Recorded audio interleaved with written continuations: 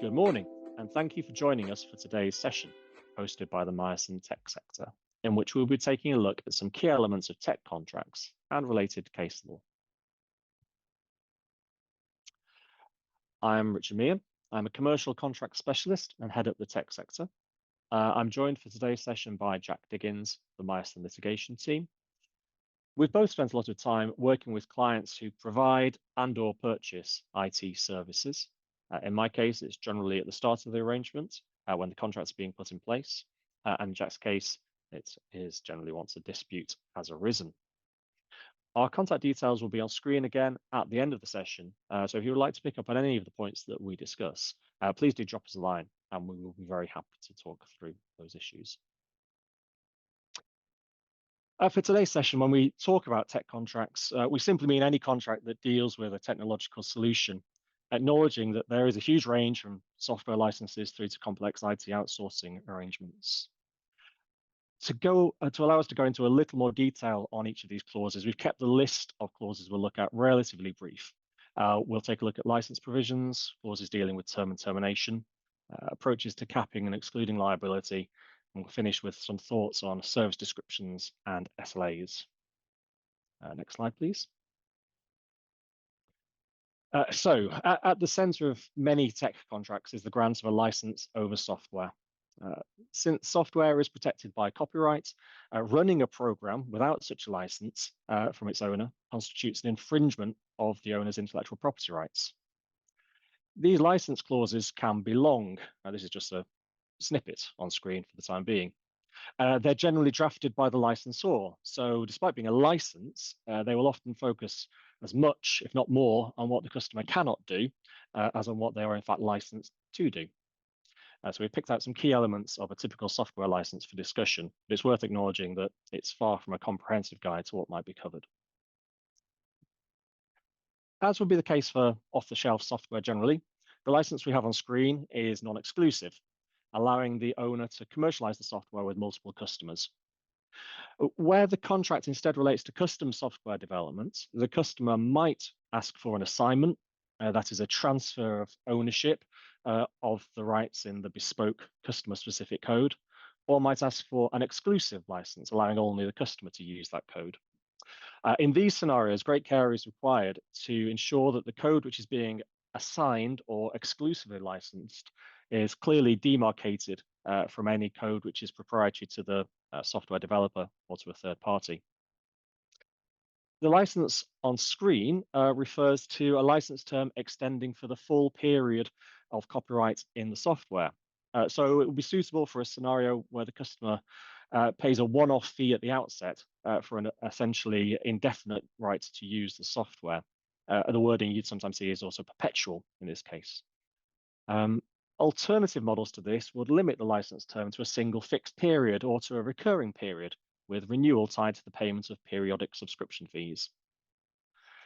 While from the customer perspective, the idea of a one-off payment giving essentially perpetual usage rights over software may be attractive, and equally, therefore, you'd expect the vendor to be keen to offer that and to charge a premium for it.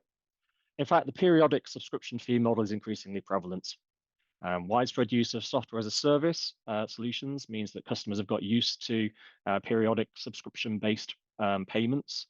And also in the more traditional model, even where the customer had a perpetual license to the software itself, there was still often a recurring charge for access to the support and maintenance needed to keep it in working order, or for access to new versions of the software. Next slide, please. Continuing through common provisions of a software license, a clear definition of what use of the software is permitted is important in any software license. In the example on screen, use is limited by reference to subject matter. So that is, the license relates to the object code of the software and not the source code. And also by reference to purpose. That is, the customer can use it for its own normal business purposes. The purpose restriction is commonly encountered, but the wording should always be considered on a case-by-case basis, taking into account how the software is designed to be used. Is it reasonable for rights of usage to be limited to the customer's internal use only, or limited to use in respect of the customer's own data only? Or are we in fact dealing with a product which the customer will expect to be able to make available to its customers and suppliers, or to other third parties? If so, the manner in which those third parties are permitted to use the software should be defined to make it clear that these extended rights of use or access do not mean that the immediate customer is allowed to resell the software commercially in its own name, unless, of course, that's the intention. From the customer's perspective, it is important to be clear on which users can use the software. For example, whether use by group companies is permitted. In terms of restricting the license to use of the object code, this is done on the basis that the object code is the version of the software in machine-readable format, which can be run on the user system. For most purposes, this is the only version of the software which the customer needs rights over in order to be able to enjoy the benefits of the software. And from the perspective of the vendor, the preference would be to avoid situations where third parties have access to the software in its human-readable format, that is the source code. One key exception to this principle, which is considered in the wording on screen and should be expressly addressed in any software license, is the statutory right for the customer to access the source code of a software product by decompiling it from the object code if need be, where this is necessary for the purposes of integrating the operation of the licensed software with the operation of other software or systems used by the customer. This is a statutory right for the customer, but can be excluded by the software owner if they instead provide the information necessary for the customer to achieve the desired integration without accessing the source code. The drafting on screen attempts to do this and attempts to do a little more by reserving the right for the software vendor to charge a reasonable commercial fee for carrying out the integration itself. It's worth noting that that right to impose a charge is not reserved under statute, so the vendor should keep the fallback option of providing any information the customer might need to achieve the desired integration if they want to avoid the situation where the customer can argue they were entitled to decompile the software for that purpose themselves. In addition, for business critical software solutions, a customer may ask the vendor to lodge a copy of the source code with a recognized third-party escrow agent so that the customer can gain access to it, to the source code, in specified circumstances, such as where the owner ceases to trade. This kind of software escrow arrangement always requires careful consideration to ensure that the model adopted is suitable for the intended use and will actually be of practical benefit to the customer if it ever needs to call on it. The customer may want, for example, to ensure that the source code is checked or verified by the escrow agent when it is deposited to ensure that it is as expected, or may want to impose an obligation on the vendor to deposit updates to the software periodically. A simple clause requiring the vendor to place the source code in escrow is in practice unlikely to be sufficient in itself to achieve the party's objectives. So it's always important to engage with the escrow agent to ensure a suitable model is chosen. Next slide, please. A final slide on the license itself is really to emphasize the point that it's important to be clear over the use of third-party software. It's common for software to incorporate a combination of the vendor's own code together with code which is proprietary to third parties and open source code. Accordingly, the clause on screen allows the vendor to identify any elements of third-party and open source code and impose additional terms on the customer reflecting the relevant third-party licenses. It's still important for the vendor to ensure that it understands the license terms applicable to any open source software or third-party software which incorporates into its solution to ensure that it is neither infringing any third-party rights itself, nor creating a situation where the customer infringes such rights by using the software. And it's important to be clear in the contract over the degree of responsibility that the vendor takes in respect of elements of the code which are not proprietary to the vendor. So at one end of the spectrum would be the situation where the third-party software and any open source software is treated as forming part of the software licensed by the vendor, with the vendor essentially taking full responsibility for the grant of rights in respect of such software. Though even in that situation, the vendor's responsibility would still typically be subject to specified carve-outs, for example, scoping any indemnity it gives in respect of third-party intellectual property infringement so that it does not extend to third-party software. But at the other extreme, a provider of IT support services might expressly state that the customer's contract for the provision of even supported third-party software is directly with the third-party vendor, and that the provider's only responsibility is to provide the contracted support, which might mean that for some issues, there is a point where the provider has discharged its obligations to the customer once it has escalated the issue to the original software vendor. Next slide, please.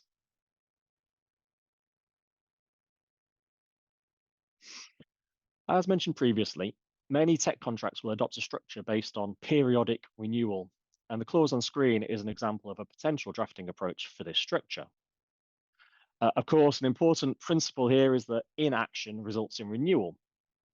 For the supplier, this is likely to be advantageous, although it should be acknowledged that forcing a reluctant customer who has perhaps narrowly missed the cutoff date to serve notice to terminate, forcing them to honour the next year's subscription is not always conducive to a positive ongoing relationship.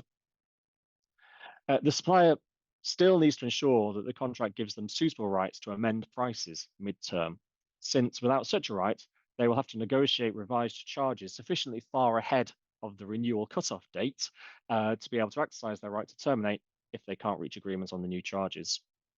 And the provider should also ensure that they can exit the agreement in circumstances where they no longer wish to provide the service, for example, in circumstances of non-payment. Otherwise, like the customer, they'll be obliged to wait until the end of the next fixed term period to exit for convenience. I've shared the example on screen since the clause takes little drafting care to achieve the intended effect. I've seen several examples of drafting which may have been intended to create an arrangement that auto-renewed for fixed periods, but in fact, when you read it carefully, allowed termination to take effect after the end of a stated notice period, whether or not that fell at the end of the initial term or renewal period. So that's achieved in the drafting on screen by the wording which indicates that it will terminate upon the expiry of the applicable initial subscription term or renewal period, which is an important point. An interesting feature of tech contracts, which can require further consideration when assessing term and termination provisions, arises when the same contract governs multiple tech offerings and new products are introduced mid-term. So, for example, a new item of supported software into a support contract. Where these are directly provided by the supplier themselves, introducing a new product with its own minimum subscription period can be an opportunity to reset the annual renewal date for all existing products. This achieves the simplicity of a single renewal date for all the various products that are in scope, and also may have the benefit for the supplier of effectively extending the committed term of the existing products. However, where the new products are third-party products, that might not be practicable because you'll be tied to the terms offered by the third-party supplier. So the contract may have to acknowledge that the provisions of the agreement in respect of fixed terms and renewals apply on a product-by-product basis by reference to each individual product's annual renewal date, and that the provisions of the agreement continue in effect insofar as they apply to any product that is still within its own term, even if the agreement may have ended on an earlier renewal date in respect of other products. Next slide, please. Turning to liability, tech contracts, of course, give the parties an opportunity to regulate and allocate risk as between themselves, and they will commonly do so through the use of caps and exclusions of liability. A cap on liability is an attempt to put a maximum value on some aspects of one party's potential financial exposure to the other. It might be a fixed sum or is often pegged to the contract value in some way. And we'll look at an example on the next slide. But exclusions of liability, on the other hand, aim to identify types of loss that a party might suffer and say that even if one party has caused the other party to suffer that kind of loss, the party that has suffered the loss cannot include it in any claim it may bring. So a provider of a tech solution might accept that it should pay some compensation to a customer if the solution is defective to reflect the costs of rectifying or replacing the solution, but might exclude its liability for any reduction in profits suffered by the customer during the period when the solution was not operating in accordance with its specification. The exclusion clause on screen lists some heads of loss which are very commonly excluded by suppliers in tech contracts. Despite such common usage, it does remain important for parties wishing to use exclusions of liability in their standard terms to consider on a case-by-case basis how reasonable the exclusion is. Since a contract term in a party's standard terms of business, which aims to exclude or restrict liability for breach of contract, will only be enforceable where the exclusion satisfies the requirements of the Unfair Contract Terms Act 1977 in respect of reasonableness. From both parties' perspective, therefore, it is important for the contractual exclusions of liability to be assessed in terms of their effect on losses which might be suffered if the technical solution does not work as intended. An exclusion of liability for loss of anticipated savings, for example, may mean the customer has no remedy in circumstances where issues with the solution mean it has failed to achieve its primary intended purpose, even though the customer may have relied heavily on the expected cost savings in its decision to invest in the solution. The very common exclusion of liability for loss or corruption of data may equally defeat the essential purpose of the contract if the contract relates to a solution which is based around the provision of a data repository. It might also run into conflict with separately negotiated provisions relating to the protection of personal data processed by the supplier in the provision of the services. So, carving out liability in respect of data protection breaches from the scope of the exclusion may help the supplier in demonstrating that the clause meets the requirement of reasonableness and is therefore enforceable. In the case of both exclusions and caps, the intention is for the parties to record as a matter of contract that even if a court might otherwise be prepared to award a larger value of damages or damages in respect of a wider range of losses, the actual damages that the court can award should be restricted by the agreed caps and exclusions.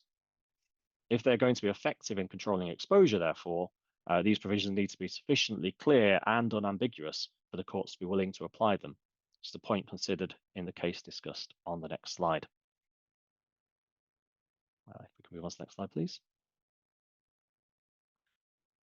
So the clause on screen was discussed in the case of Drax and Wipro, and I'll discuss that case in brief. However, while we have the clause on screen, it's also interesting as an example of some quite common principles in liability cap clauses in tech contracts generally.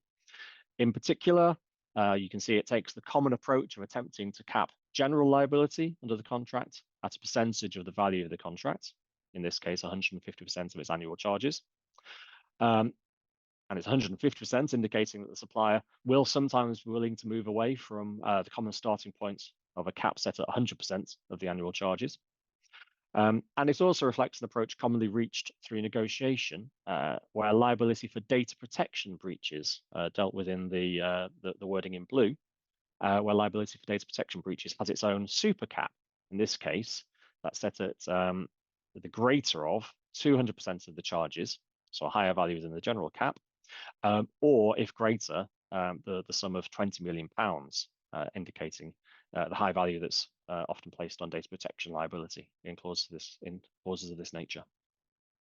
So the case itself is a good example of the importance of clear drafting in respect of liability provisions, since the financial implications of the two differing interpretations of the clause on screen were huge. Drax brought the claim against its supplier Wipro, alleging a range of deficiencies in delivery of an IT project and claiming for losses in the order of £31 million. As a preliminary issue to the main hearing of the claim, the court was asked to consider the clauses shown on screen, among others, in order to assess what the maximum value of the contractual cap on liability would be. Clause 33.2 was the subject of the dispute. The issues arose in the first contract year, and it was agreed that 150% of the charges paid and payable for a full 12 months would be £11.5 million. As this was, of course, significantly lower than the £31 million of losses Drax was claiming. However, the point Drax's lawyers raised was that clause 33.2 talks about liability being limited by reference to amounts paid or payable in the preceding 12 months from the date the claim first arose. But Drax argued it wasn't bringing a single claim in respect of a single issue. They had a range of different issues and could argue different causes of action. So did clause 33.2 mean that each claim had its own liability cap based on the same 150% of amounts paid or payable in the 12 months previous? If so, then each of the claims would have its own bite at the cherry, and the cap Wipro was looking to rely on would be far less effective at reducing exposure. Based on Drax's argument, Wipro could be liable for up to £23 million.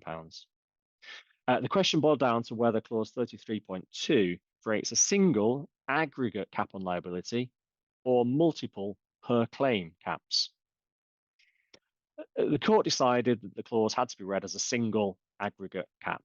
There would be nothing to stop the parties agreeing a per claim cap in the contract, but the court was persuaded by the fact that the initial wording refers to total liability arising out or in connection with this agreement, and also by the fact that the wording that Drax relied on, from the date the claim first arose, was used again in clause 33.3. And in 33.3, it was used in the context of a special cap for data protection breach, and there everyone was in agreement that the clause was intended to operate as a single aggregate cap for all claims. It talked about total aggregate liability and referred to liability for any and all claims. So if clause 33.3, which was definitely a single aggregate cap, used the phrase from the date the claim first arose, then the presence of the same phrase in clause 33.2 should not be enough to turn it into multiple caps. Next slide, please. Stepping away from caps and exclusions of liability, it is worth flagging that these are by no means the only tools used to control exposure. It is prudent to include a force majeure clause, for example. They aim to give a party relief from the obligation to perform their contractual obligations if a cause which is genuinely outside their reasonable control prevents them from doing so.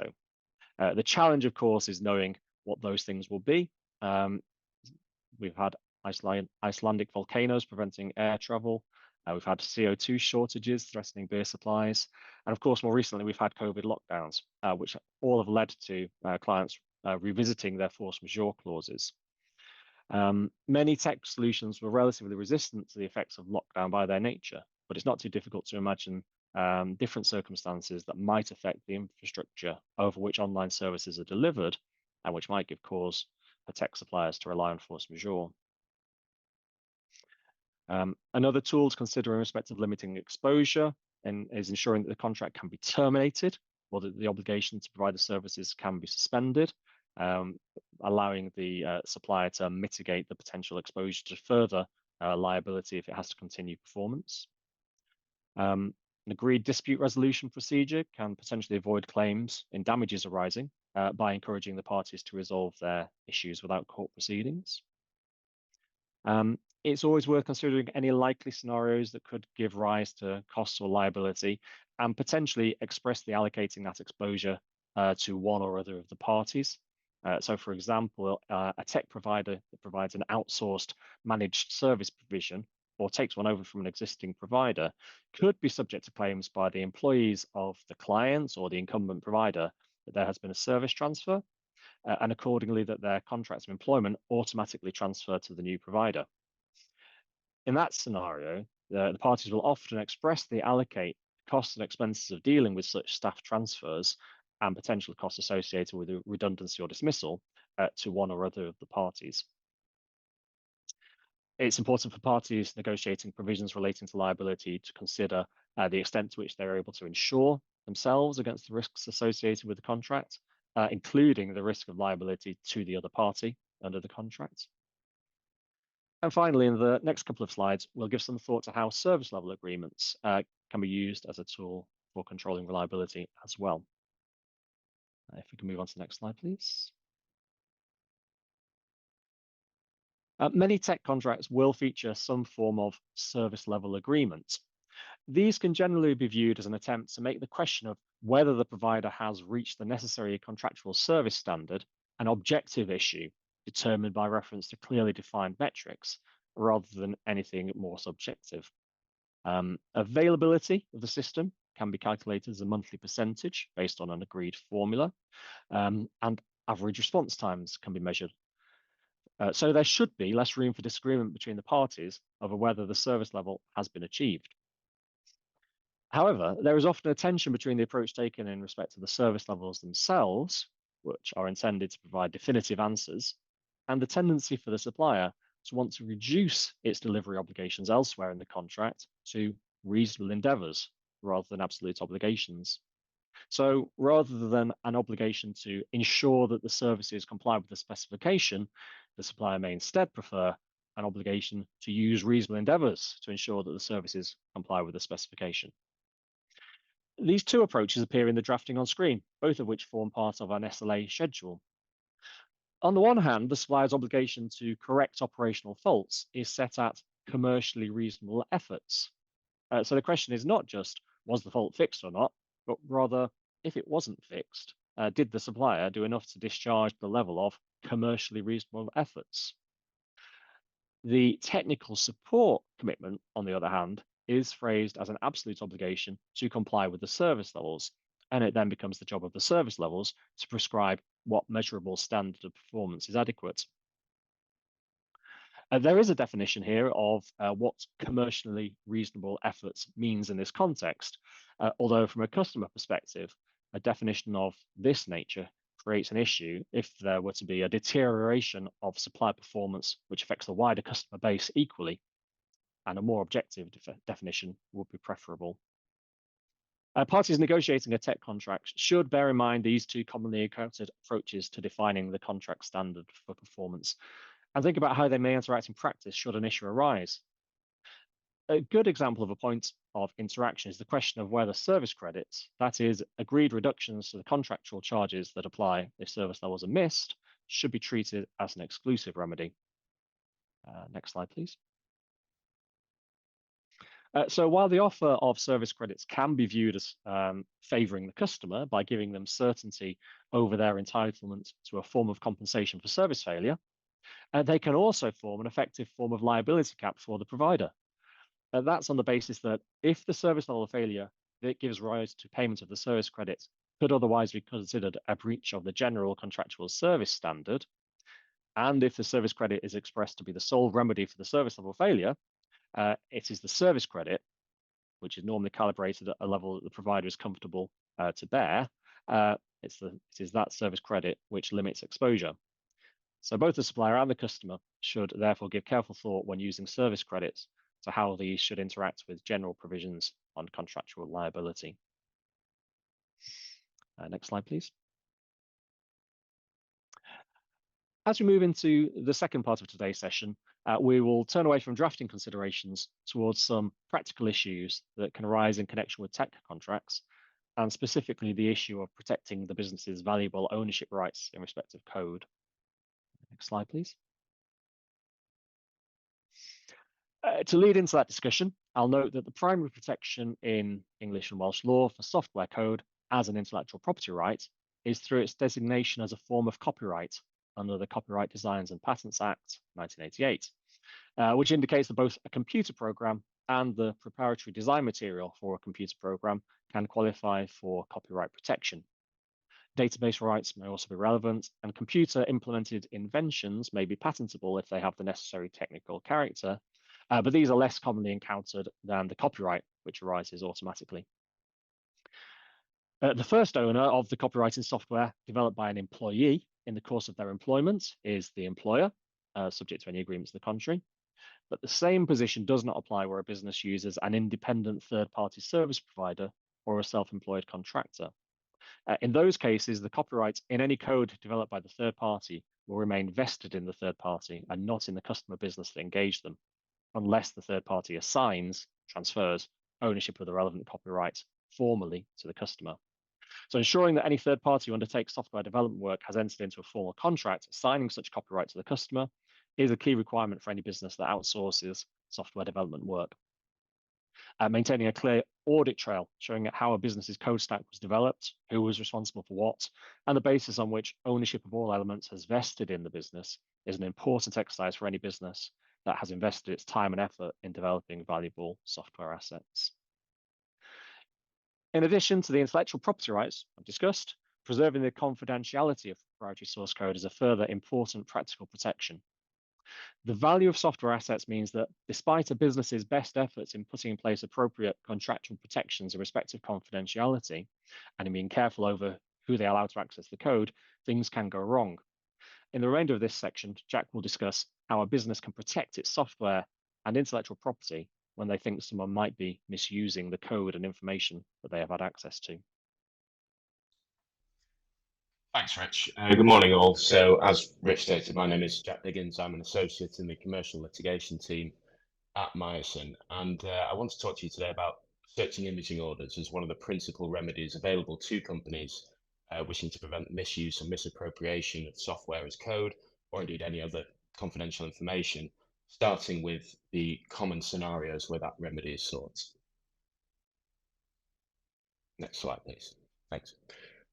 Starting firstly with unauthorized AI training. So this is actually more common than you would expect, but often overzealous developers can use clients' confidential data to train proprietary AI models without explicit permission and without safeguards in place, which can obviously lead to issues later down the line.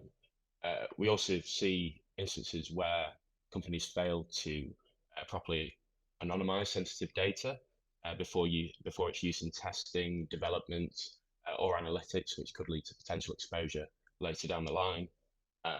We also see it in the context of disgruntled or former employees who had access to strategic information, intellectual property, or software as code, and they use these insights to develop competing products.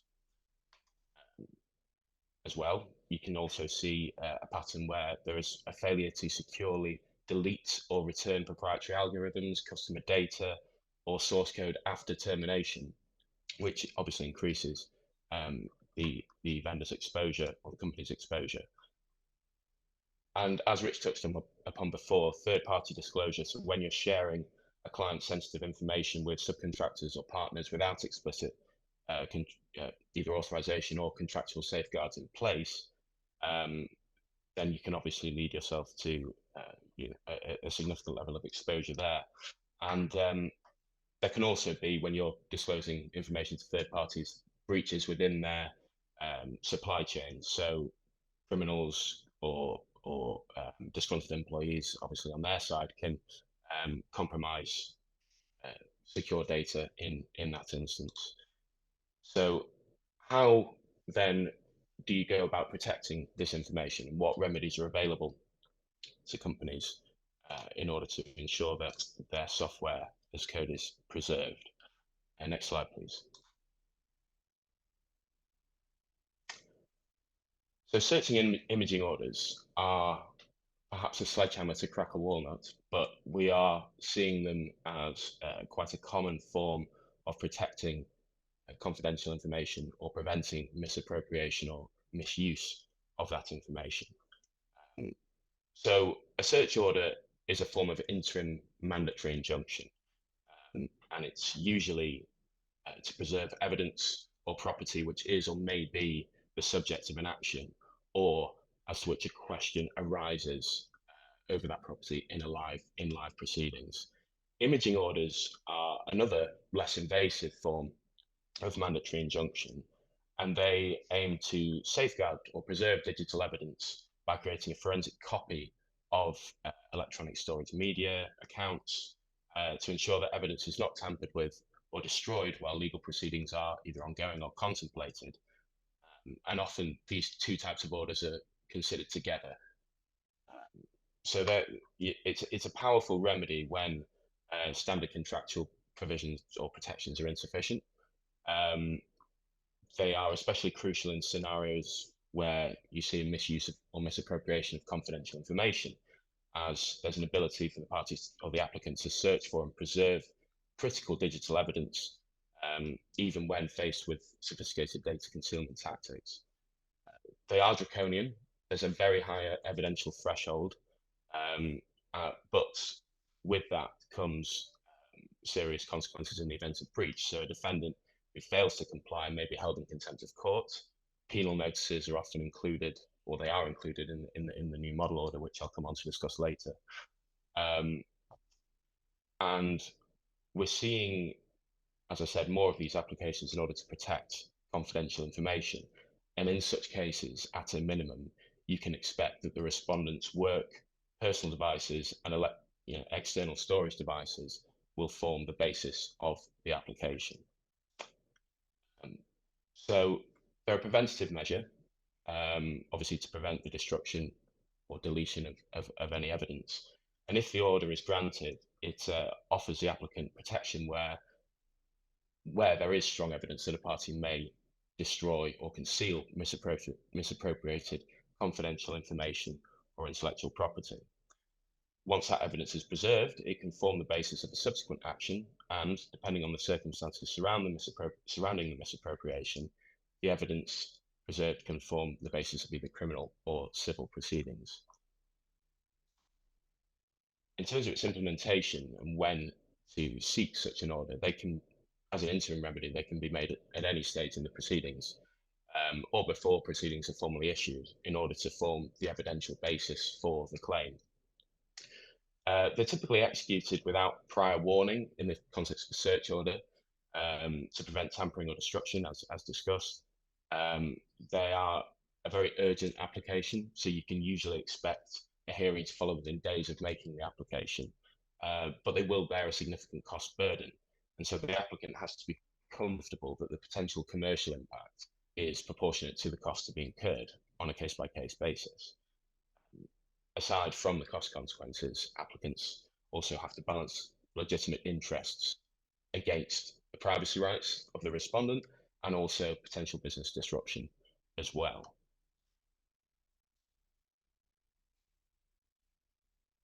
So what do you, oh, sorry, if you could just go back there. Thank you. So what do you need in order to bring an application? Well, the courts require a strong prima facie evidence of a breach. So that can be in your SLA, your MSA, or even in the contract of employment. And there needs to be serious potential harm to the applicant and a real risk that that evidence will be destroyed or concealed if notice of the application is given.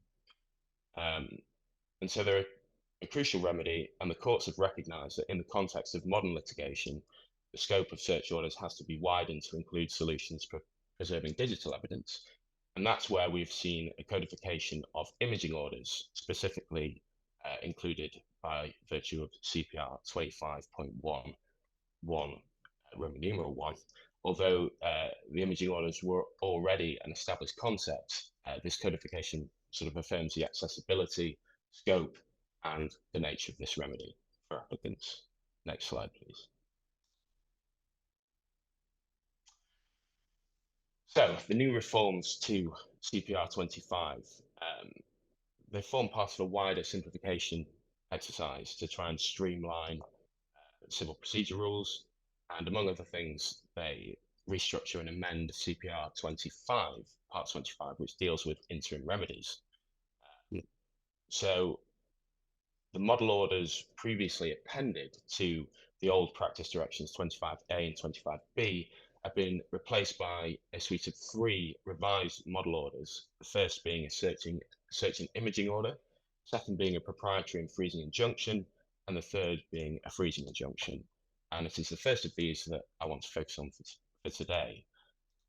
The new searching imaging order, as of 6th of April 2025, it includes protocols for digital forensic imaging, which may form the basis of a searching imaging order, or if one is in the preferable position where they're able to agree contractual undertakings and voluntary imaging or inspection of devices on the part of the respondent, then the standard form of order forms a basis for any forensic search protocol to be agreed between the parties. I worked on one such case recently where a developer who had access to code and other confidential information resigned from a digital investment platform. And upon his resignation, his employer commissioned a forensic IT specialist to look at the search history on his work devices, because he'd been privy to software as code, company strategy, lots of confidential information. And the results showed things such as setting up a crypto exchange, incorporating in BVI versus Cayman Islands, things like that. And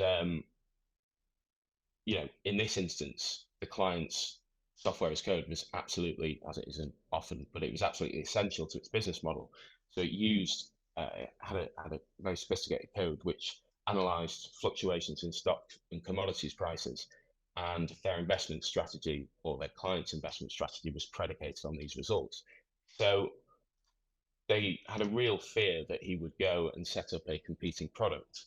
And the fact that he resigned and his search history in the days before his resignation increased suspicion. So they took steps to protect their information or their software as code by threatening injunctive relief with an application for a search and imaging order over his personal devices. And the parties have now agreed a forensic search protocol to govern the imaging and inspection process. And so that is built upon most of the wording in the new model order. Aside from assisting parties in agreeing the parameters for imaging and inspection, we also see that the new rules have introduced streamlined application processes. So standardized forms simplify the whole procedure. For example, where you have a model searching imaging order, there is an important note reminding applicants that any application should always be based on the model order. The draft order should only include parts of the model order which are necessary, and any changes or departures from the model order must be highlighted and explained. And it also includes guidance for practitioners on the format of documents which need to be filed at court. So it's aiming to make things simpler, it's reducing complexity, and also more streamlined. And the other element of the new model order is to include an explicit provision for evidence held in cloud storage with a provision under CPR 25.20, electronic data imaging. Basically says that the respondent must give an independent IT expert effective access to any online accounts in the control of the respondent, including but not limited to email accounts, online accounting or payment systems, online storage platforms, or cloud services, as well as online messenger accounts. So it's very wide ranging, and it recognizes that in the context of modern litigation, the preservation of digital evidence is key, and the ability for the parties to take an accurate image of that information, it needs to be a wide ranging, and they need to account for the cloud and remote access provisions, as well as external storage devices, which lots of users are using nowadays. Next slide, please. So what are some of the practical implications that we can see for tech companies? Firstly, as I said, there's a codification of imaging orders. So tech companies can now obtain imaging orders precisely tailored for cloud environments, online accounts, etc. There is further proportionality requirements, which I touched on earlier. So they must demonstrate that the digital imaging requests are proportionate to the alleged misuse of the confidential information. And also, companies are now encouraged to proactively review their internal data management protocols and incident response plans. And if aligned with the requirements of CPR 25 or in contemplation of the content of the new model order, this may well minimize future litigation risk and ensure compliance. One thing, it does remain to be seen how the new searching and imaging orders apply to the collection and preservation of digital evidence spanning international borders. But going back to Richard's point earlier, that's where I suppose jurisdictional clauses are paramount to ensure that any dispute is governed in the jurisdiction of England and Wales.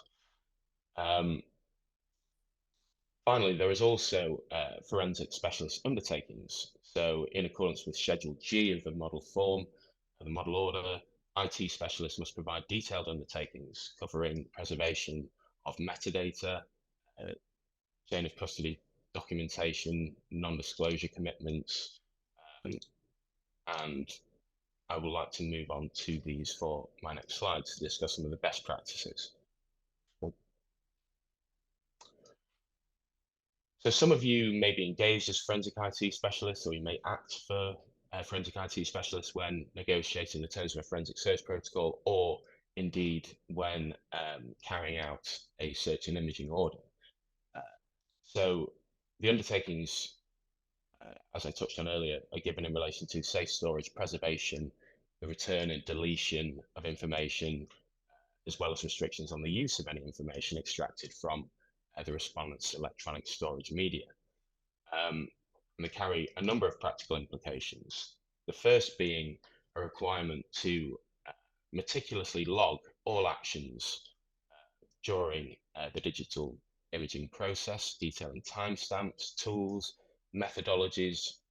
You want there to be an auditable trail as a forensic IT expert. By the same token, it's absolutely essential that you preserve the metadata. So you utilize write blocking, you ensure that original metadata integrity is maintained, you preserve documents in their native format. So, for example, making sure that you preserve all WhatsApp messages in their native format, as opposed to extracting images of text or whatever it may be from those messages. Also, you need to implement a sort of rigorous custody protocols to ensure that evidence is handled securely, and to ensure that you're not in breach of those undertakings. And you also need to strictly adhere to the defined scope of the imaging order. So you need to avoid any data collection beyond the specified parameters, even if it's technically accessible. And it is likely as well that if a claim arises, or is likely to arise as a result of the imaging and inspection process, then the IT expert should prepare for court proceedings, as they need to, as an expert witness, they may be required to clearly articulate the technical processes, the findings, and the methodologies adopted in carrying out that imaging and inspection. And that's also why it's important that that IT experts in that sector, I suppose it's a given that they will do, but stay current with evolving, digital forensic tools, techniques, and also some of the legal precedents to come out of searching imaging orders as the new CPR 25 comes into effect. Next slide, please. So for the third part of this talk, I'd like to take you through what the courts are saying about artificial intelligence, which is obviously a hot topic at the moment, and we're seeing its use increased in the sector.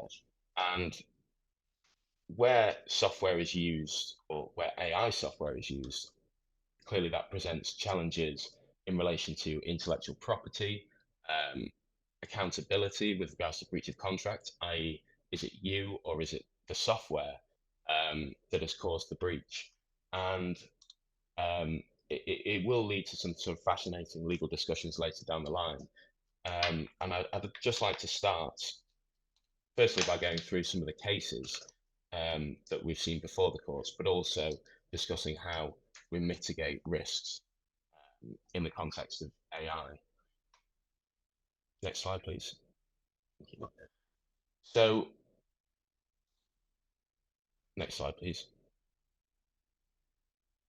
So the first case is in the context of intellectual property. So we see Emotional Perception AI Limited against the Comptroller General. In this case, Emotional Perception AI Limited, so we'll call them EPAI, they developed an artificial neural network which could basically provide a media file such as song recommendations to a user based on the file's physical properties, rather than relying on categories identified by humans. So EPAI applied to the UK's Intellectual Property Office to patent this software. And the Intellectual Property Office actually rejected the application on the basis that it fell within the statutory definition of a program for a computer, as such within section 1(2)(c) of the Patents Act 1977. And under that act, such programs are excluded from the definition of an invention and are therefore not patentable. So the EPAI appealed the Intellectual Property Office's decision to the High Court, which allowed the appeal, finding that the artificial neural network was not excluded under section 1(2)(c) of the Patents Act. This was subsequently overturned on appeal in the Court of Appeal, and this decision has been further appealed by EPAI, and there is a hearing listed in the Supreme Court for the 21st and the 22nd of July, which will give a landmark ruling really on how IP, intellectual property, and AI, the interrelationship between the two, and who owns the software in such circumstances. So it's significant because it examines whether EPAI's algorithms constituted a technical contribution and they satisfy the inventive step under UK patent law. And it will set a significant precedent for AI-related intellectual property claims in that it will clarify patent protection scope for AI software, and it will no doubt influence investment in research and development in that sector. It highlights the increasing complexity at the intersection of AI innovation and existing IP frameworks, and there will be a challenge going forward to adapt to rapid technological advancements, for the legal sector to adapt to rapid technological advancements, and the decision when it comes out may well prompt calls for updated legislation. But also we can see how AI software can also lead to breach of contract claims as well. Next slide, please. One such case is Sindarius SAM versus the rather unwieldy MMWWVWM Limited, who we'll call VWM for purposes of this talk. But Sindarius is a Monaco-based investment manager. They signed an agreement with VWM under which Sindarius agreed to manage an account for VWM using an AI-powered system to make investment decisions. And VWM wanted a fund that would trade with no human intervention so as to remove any emotion and bias. So the investment decisions were to be based solely on trading signals created by an AI system which was run on a K1 supercomputer.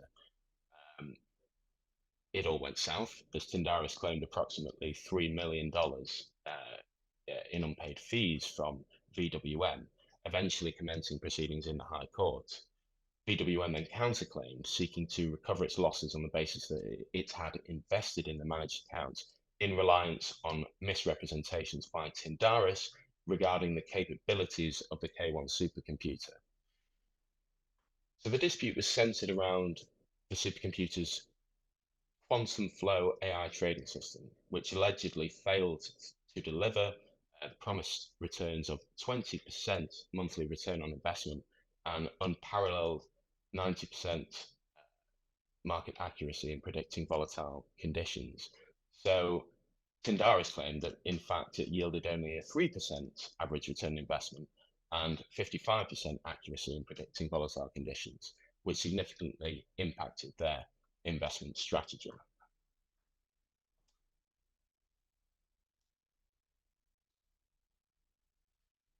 So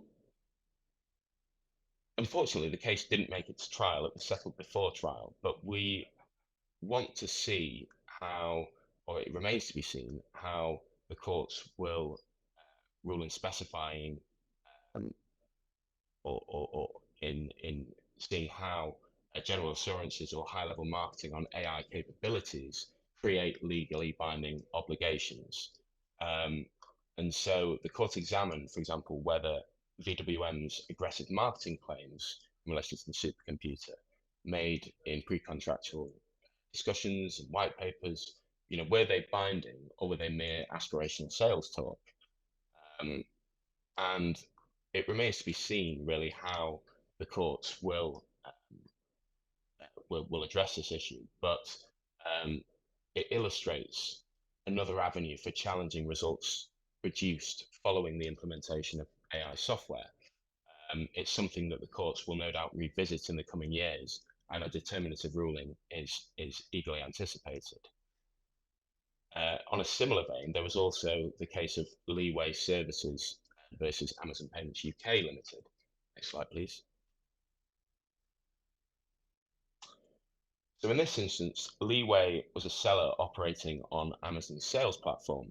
And in 2021, Amazon terminated Leeway's seller accounts uh, following its AI fraud detection, flagging Leeway for high transaction volumes from new accounts.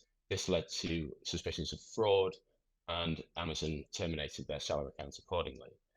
So Leeway argued that the AI software or the AI fraud detection's decision, if you want to call it that, was erroneous in that it lacked human oversight. There was no fair review process, and this led to what they claim to be a breach of contract. So it raised the question, can automated decisions without transparent criteria or human oversight lead to a contractual breach? Amazon filed an amended defence in 2022 after the case was transferred to the London Circuit Commercial Court.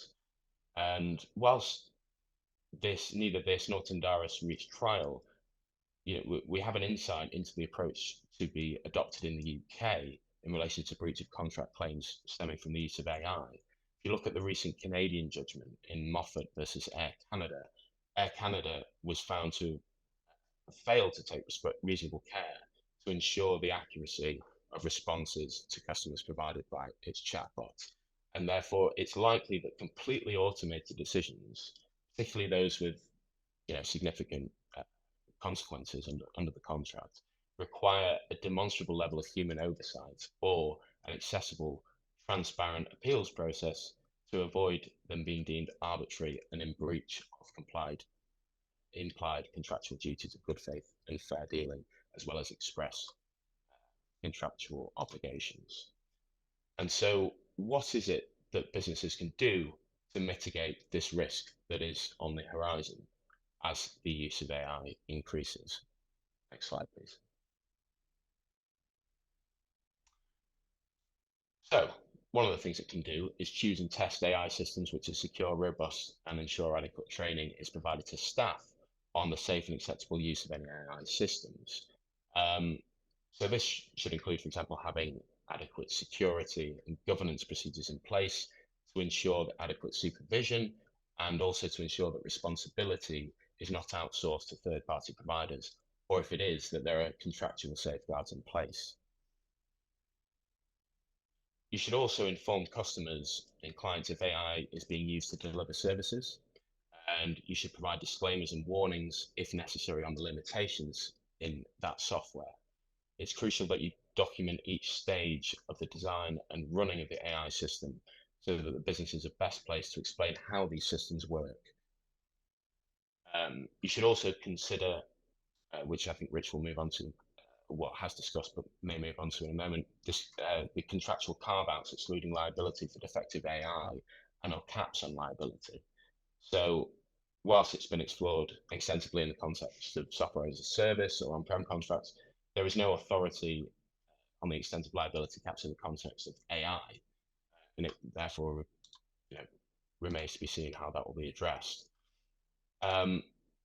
Another crucial aspect is to provide routes of redress in the event that customers or individuals disagree with the use of AI or its directions. There needs to be sufficient recourse there for them to take action. And finally, it's also essential that you ensure board level responsibility in understanding how a company is using AI. Board members are unlikely to be able to hide behind the defense of, well, the machine knows best. In the context of formal proceedings, I just don't think that will cut it. And therefore, it's essential that from the top down, there is a formal recognition of the limitations on AI and also what exactly it is being used for. So I'll now hand back over to Richard to discuss what provisions can be incorporated into the contract to mitigate the risk of exposure to litigation stemming from the use of AI. Thank you, Jack. I'll acknowledge at this point we're in our enthusiasm for the subject running slightly over. If we're losing anybody, many thanks for joining us today, and we look forward to welcoming you to a future Myerson Tech seminar event. For those who can stay, there are another couple of slides, perhaps 8 or so minutes of content on contractual clauses dealing with AI. So this slide I have titled in a slightly pessimistic fashion, Holding Back the Tide. So it's always possible that attempts to discourage AI from sweeping over any online content it encounters may be more successful than King Canute's efforts at holding back the tide.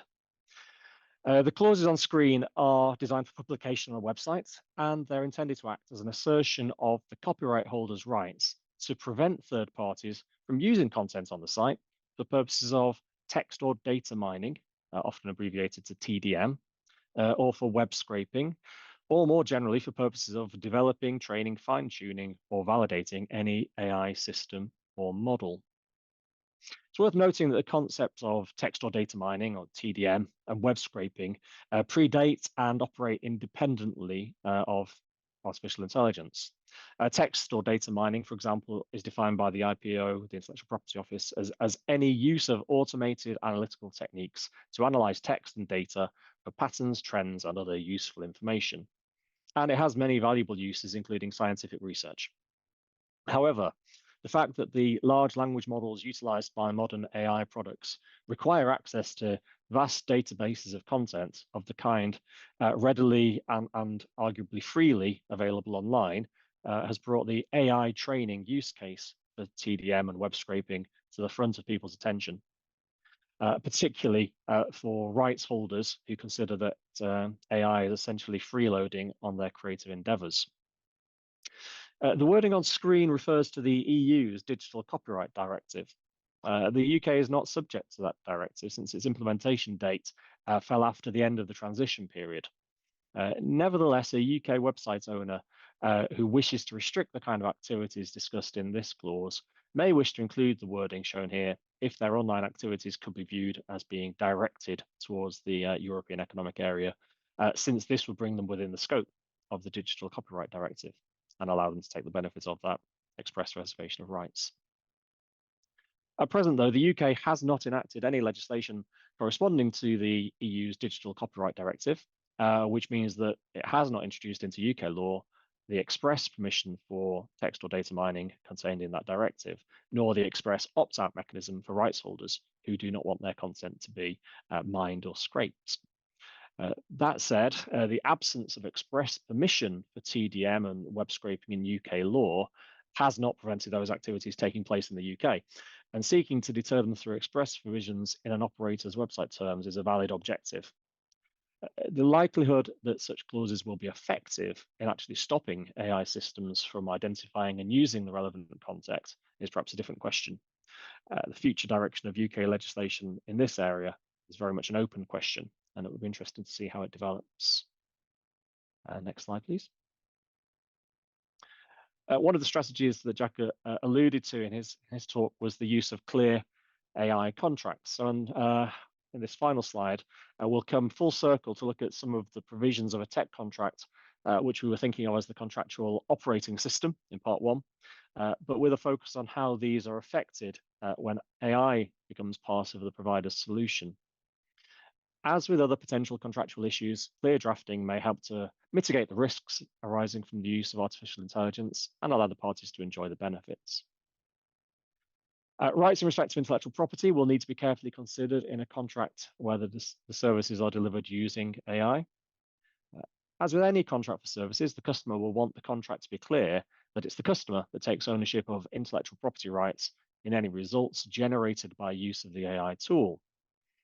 However, the provider might be less willing to provide an assurance that such output content will not infringe any third party's intellectual property than it would be if it was creating the content through traditional methods.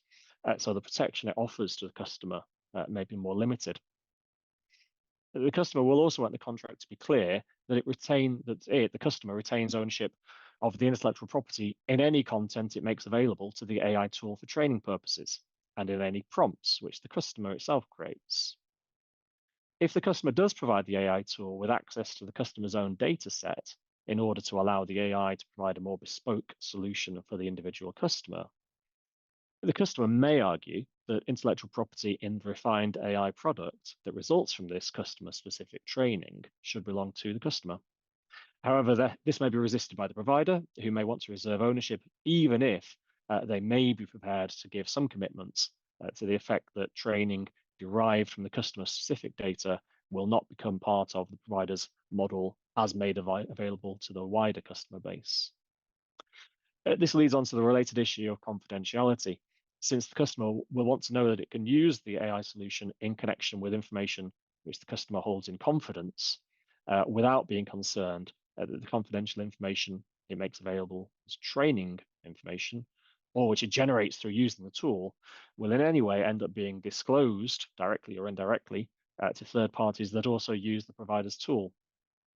Because of the black box manner in which AI operates, the provider will need to demonstrate through technical measures how this will be achieved, rather than simply giving the more traditional assurances about non-disclosure and confidentiality. If the information which will be processed using the AI tool might include personal data, for example, in respect of a user's customers or employees, it will be necessary for the contract to address the topic of data protection. And before allowing the AI tool to access information relating to identifiable living individuals or generating new information about such individuals, the customer will need to ensure that the contract contains mandatory clauses relating to the processing and sharing of such data. As with any services agreement, the customer will expect the provider to warrant that the service will meet specified performance standards, reflecting the provider's claims about the benefits of using the AI tool. Again, though, the way in which AI operates may mean that the supplier needs to add qualifications to any assurances it can provide in respect of the outputs. For example, the supplier may be unwilling to give any contractual warranty that outputs will be free from issues such as bias, hallucinations, or misinformation, or as mentioned above, that there'll be no risk of infringement of third-party intellectual property rights. The customer may instead seek warranties regarding the measures which the supplier has taken to mitigate these risks, for example, through assurances that the supplier has ensured that the training data used for the AI tool was sufficient, accurate, and unbiased, and that the supplier had the necessary rights, licenses, and permissions to use that training data. A more complex issue for customers and suppliers to consider is the extent to which the customer expects the AI tool to be capable of transparency. Will it be possible for the customer to scrutinize the process followed by the AI to generate its result? For a customer who is using AI in connection with the making of decisions, which may be subject to scrutiny either internally from within the organization or externally by affected third parties, being able to demonstrate a chain of reasoning for the decision may be crucial. However, providing this kind of transparency in respect of how the system operates may be challenging for suppliers if it risks disclosing proprietary information or intellectual property. The customer will expect the supplier to give assurances that the AI product will be delivered in a manner that complies with applicable law in all territories. These vary from territory to territory and are subject to change as legislators come to terms with the new technology. So the clause should ensure that it stays up to date with the relevant law. The issues we discussed in part one in respect of liability provisions are again relevant in the context of a contract dealing with AI, and it may often be the case that the price paid for the service does not correlate to the losses that the customer could suffer if the solution does not function as expected. However, the supplier may expect the customer to bear that risk rather than passing it back to the supplier, and the supplier may insist on a cap limited to the value of the contract. As with other types of tech contract, the issue of liability will also be addressed through the provisions of the contract relevant to ascertaining whether a breach has occurred. The supplier may want the contract to make clear that the contract standard has been reached if the solution is available and capable of providing the specified functionality.